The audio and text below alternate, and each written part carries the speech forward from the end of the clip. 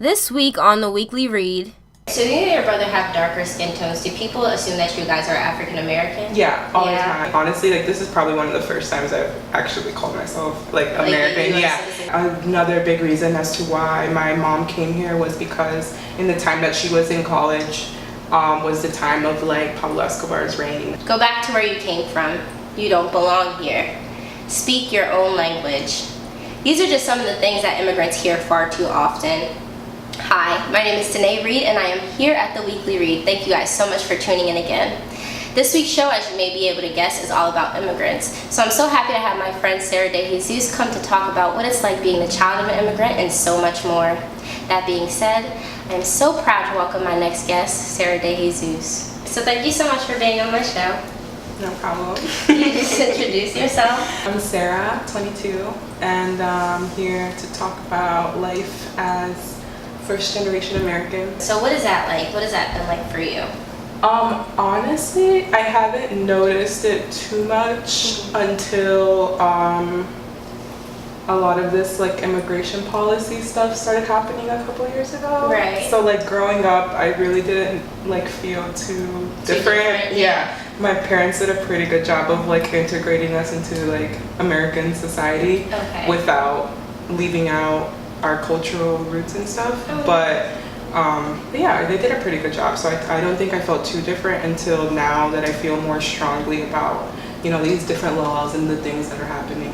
Right. And your family's from Colombia, right? Yeah, so we're all from Colombia. I think I still more strongly identify myself as Colombian just because so out of my whole family, we only have 5 cousins that have been born here. I'm the first of those 5 cousins, but I don't know, to call myself American is not something it just feels like I was just born here, but my family is from Colombia. Spirit. So yeah, so what does that mean to you being the firstborn here? Did you feel like you had to kind of take on a role of being, the first, or?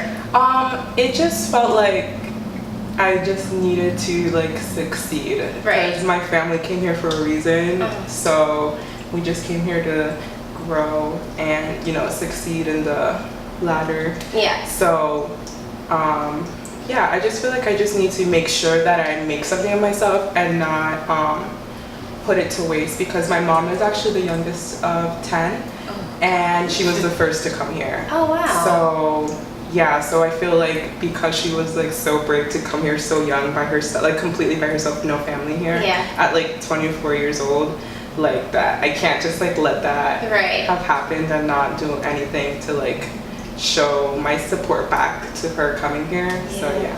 So is that a lot of pressure on you? I didn't feel it until I got into college, because there's been multiple times where I wanted to just drop out. But I just gotta keep pushing, because I think that's one of the things that keeps pushing me to stay in, because yeah, I could have dropped out a long time ago. So why did your mom decide to move to the US by herself at such a young age? So my dad was over here for a little bit, and then they kind of lost connection. And then they got back into connection, and she told my grandmother that she was going to move here, and my grandmother told her that she couldn't do it until she graduated college and worked for at least 2 years.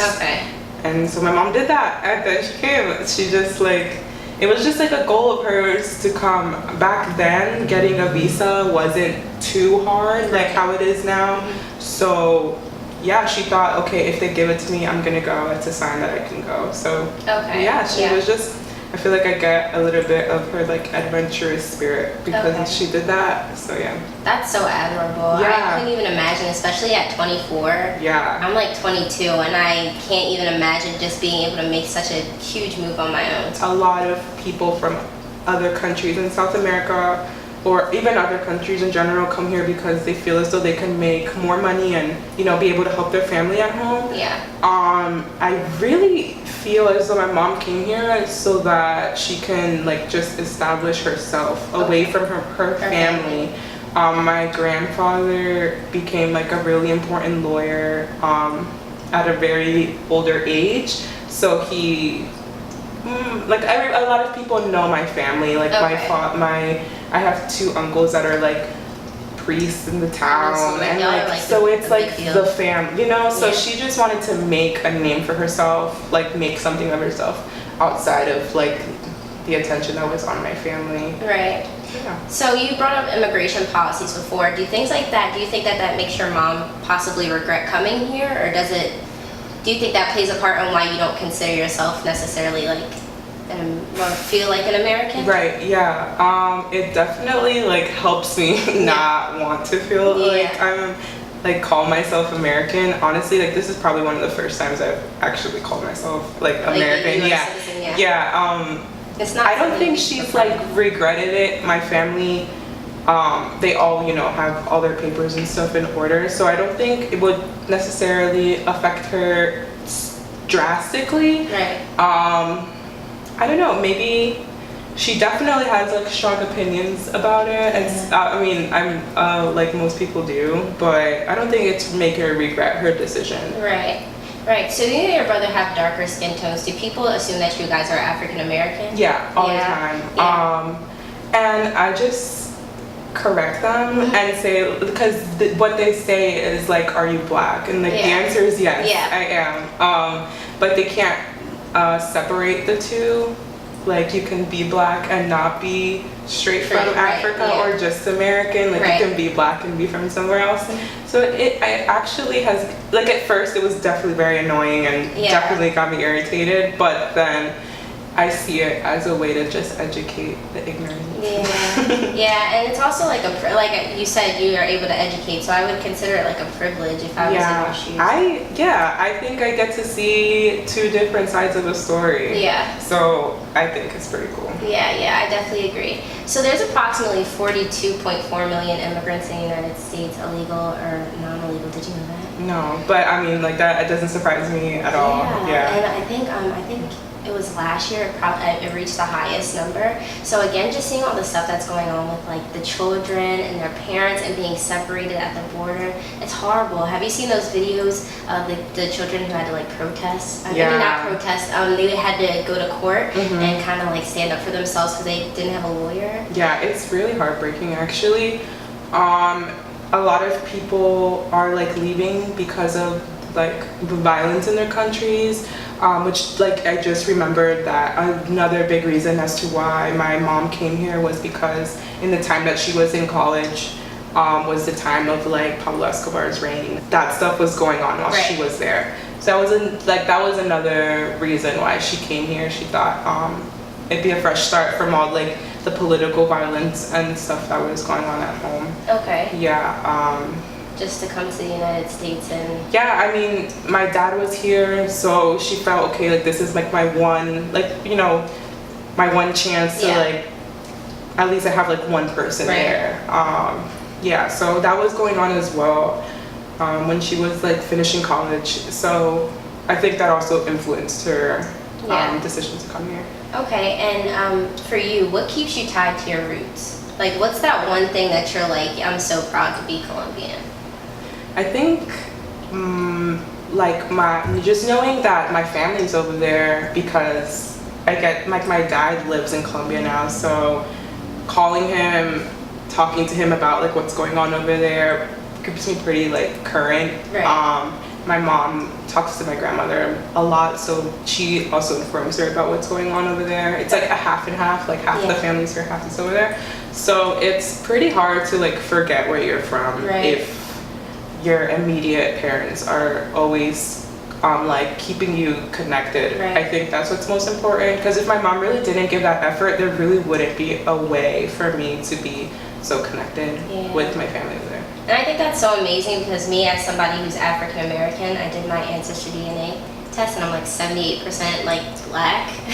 But anyway, so I got to see all the places that I'm from in Africa, and I think it's just so cool that people are able to like go back to their roots to that, like to the extent that you are, you know, you're able to talk to people from where your family's from and you know what's going on.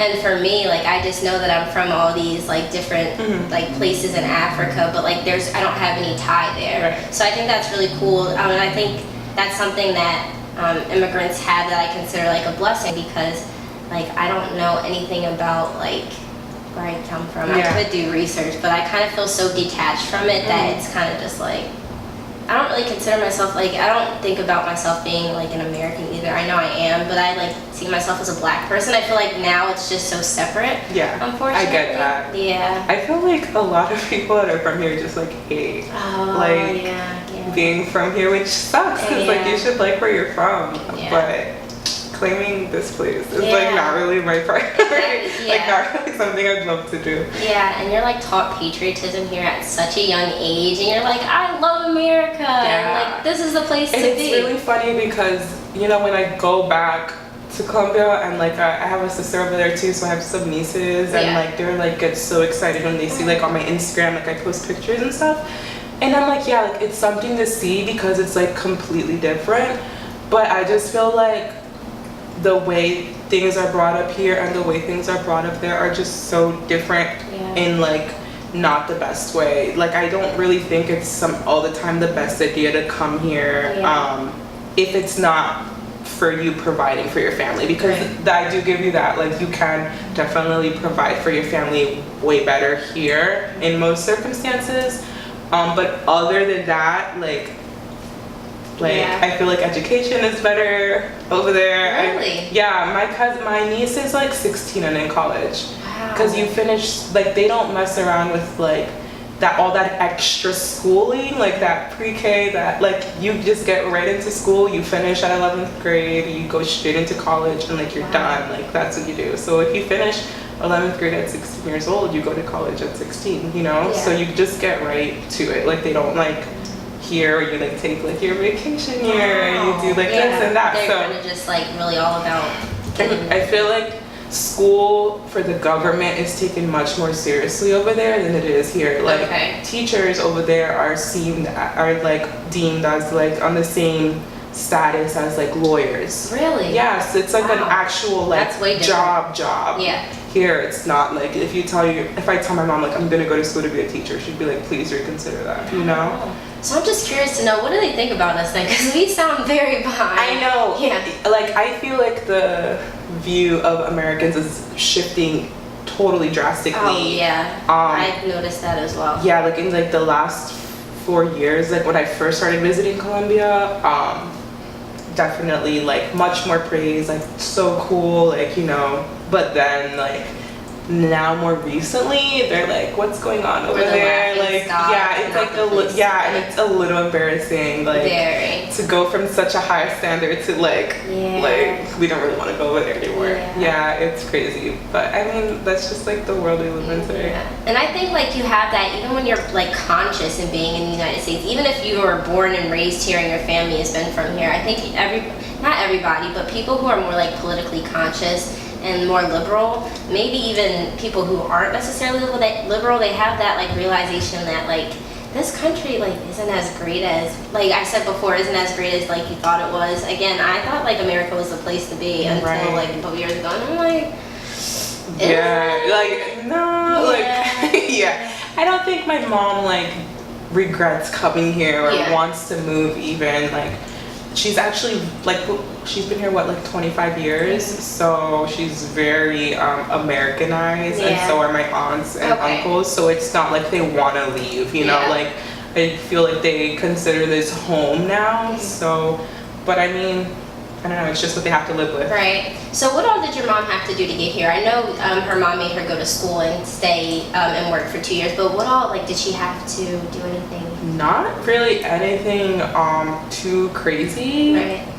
She really told me, like, she went one day to the embassy, applied for her visa, got it, and like told my grandma she got it, and then came over here. That's really all she did. I know, like, definitely when she got here, she like worked her ass off to like make money, because you know they can be started from like the bottom. For sure. And now like, her kids are doing great. Right? Your brother's a model. I know. And, like, you're in school doing great things. So it's pretty cool that she did a lot of work, but it definitely paid off. I definitely would say so. You're pretty cool. Thanks. Do you have anything that you want to add? Maybe advice that you want to give anybody who might be in issues?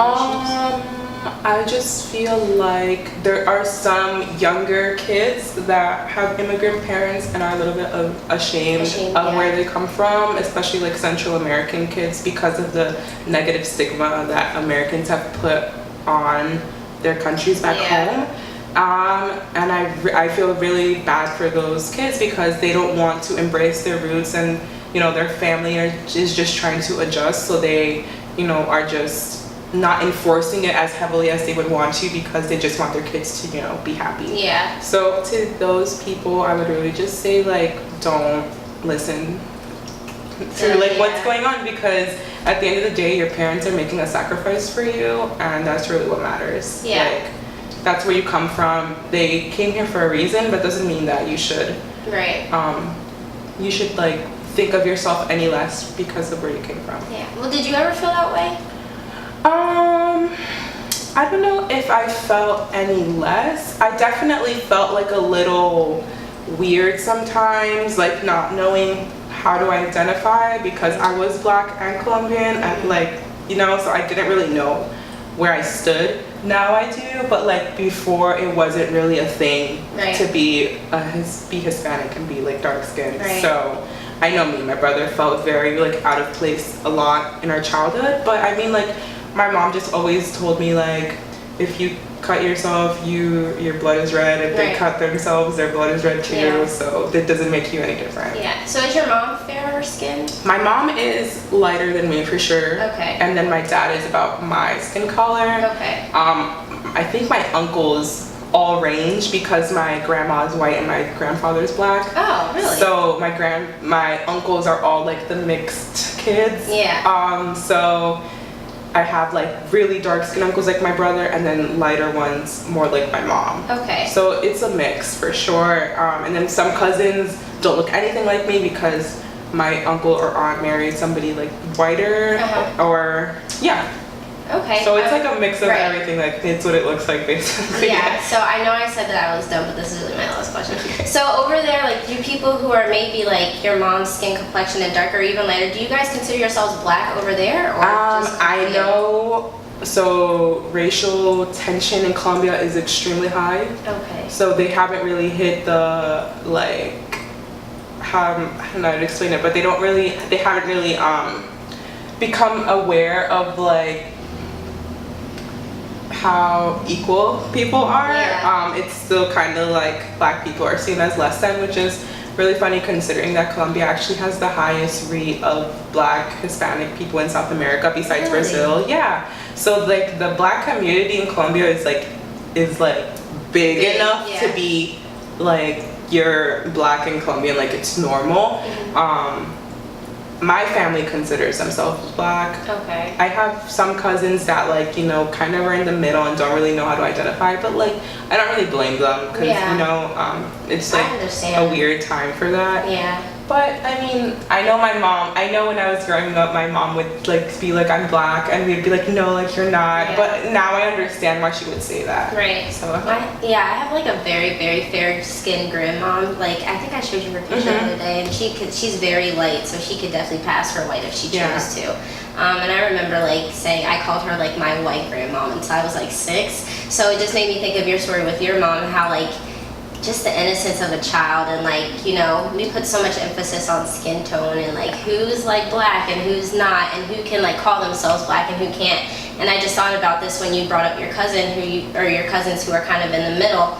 And it made me think about how we kind of force like people who are like maybe biracial, like Black and white, to kind of pick a side, and because they're darker we just call them Black, or even if they might be lighter we also call them Black. So it seems like a lot of the things that you brought up that are like things over there with darker communities are things that we deal with over here too. Oh, for sure. Like a lot of similarities for sure.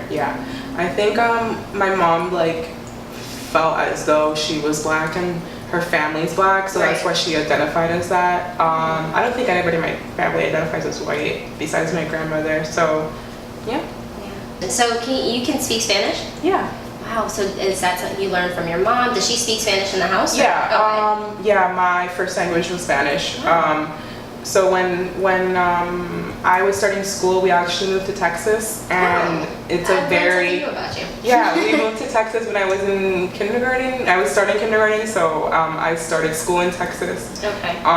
It's a very where we lived in San Antonio was like a very heavily Mexican community, so the teachers spoke Spanish, the schools were in Spanish, my neighbors were Mexican, so I grew up in the first like primal part of them, like when you're learning to interact with people in just a Hispanic community, sorry. And then I more so started speaking in English when my brother came along. He didn't pick up Spanish as much because I was learning to speak English, so I would talk to him in English. Right. So it was a little different for us, but he does speak Spanish as well. My whole family does. I still have aunts that are just learning English now. Wow. So English isn't easy to learn. Yeah, so yeah. Okay, well that is all I have for the show. Thank you so much for being here. You did great, and that's a wrap.